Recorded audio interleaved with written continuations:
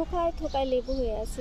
আলহামদুলিল্লাহ, হ্যাঁ সুবহানাল্লাহ। এই যে আসসালামু আলাইকুম, আমি ফৌজিয়া। আমি এখন আছি ছাদ বাগানে। আপনাদেরকে একটু দেখাচ্ছি আমার ছাদ বাগানে লেবু গাছের একটু দৃশ্য। এই গাছে কিভাবে লেবু হয়েছে দেখুন। এই গাছে এই যে দেখেন, একটা থোকাতে কতগুলা লেবু একসাথে ধরেছে। গাছটাতে প্রচুর লেবু ধরে, প্রচুর লেবু ধরে। এটার বয়স প্রায় 2 বছরের মতো। আর এই গাছে সারা বছর লেবু ধরে। এটা 12 মাসই লেবু গাছ। কিন্তু এই অতিরিক্ত রোদের তাপের কারণে বেশ কিছুদিন গাছটাতে লেবু খুবই কম হয়েছে, লেবুর ফলন কম ছিল।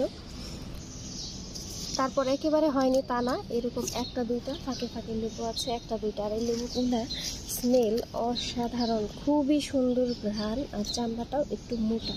আপনি শুধু লেবু না, লেবুর সাথে লেবুর চামড়া সহ খেয়ে ফেলতে পারেন, এত সুন্দর। আর এই যে লেবুর পাতাগুলা দেখা যাচ্ছে, এই যে লেবুর পাতাগুলাতে কেমন একটা ছিটা পড়ার দাগ। এটা অতিরিক্ত রোদের তাপের কারণে এই অবস্থাটা হয়েছে। আর সেই অতিরিক্ত রোদের তাপের জন্য ফুল ধরলে ঝরে পড়েছে, যার জন্য খুব একটা লেবু টিকে না। ইদানিং একটু বৃষ্টিপাত হচ্ছে, সেই কারণে যে ফুলগুলো আসছিল সেগুলো টিকে গেছে অলরেডি, মাশাআল্লাহ। আলহামদুলিল্লাহ, আশা করা যায় এই লেবুগুলো থাকবে, এগুলো ঝরে পড়বে না। এখন আমি যে লেবুগুলো দেখাচ্ছি, এখানে এই দেখেন একটা থোকাতে কতগুলো লেবু আছে। এই একটা থোকাতে 4, 4, 8, 9, 10টা লেবু আছে একটা থোকাতে।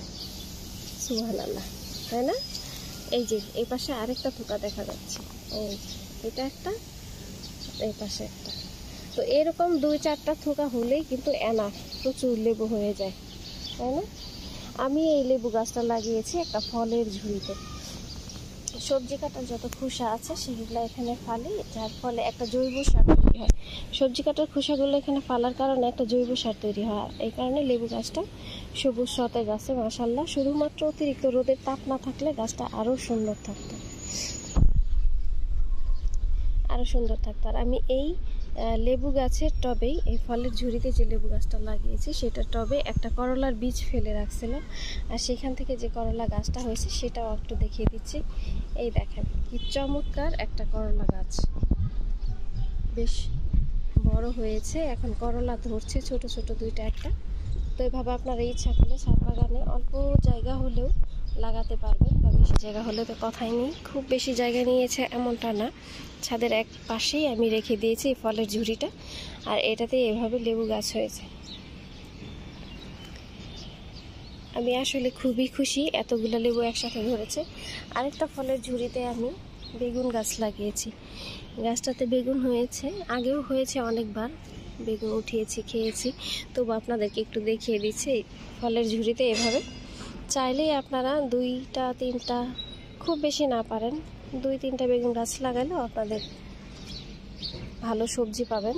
মোটামুটি ভালো জাতের যদি গাছ লাগাতে পারেন, আমরা ইচ্ছা করলেই সবজি চাষ এভাবে ছাদে করতে পারি।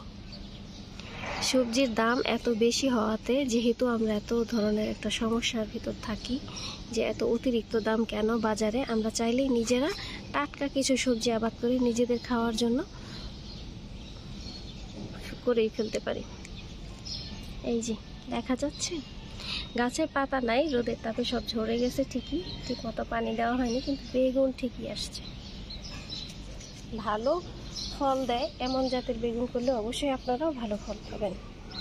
আমি যে গাছগুলো লাগিয়েছি সবজির ঝুড়ি, তারপর রঙের যে ডিব্বা ছিল সেটাতে।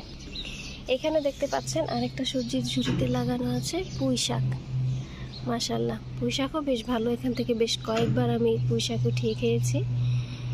যখন ডাল বেশি লম্বা হয়ে যায় একটু কেটে সেগুলো রান্না করে ফেলি, তারপর আবার সেখান থেকে গাছ গজায়। আপনার প্রচুর জায়গার দরকার নেই, অল্প জায়গাতেই আপনি এভাবে সবজি চাষ করতে পারেন।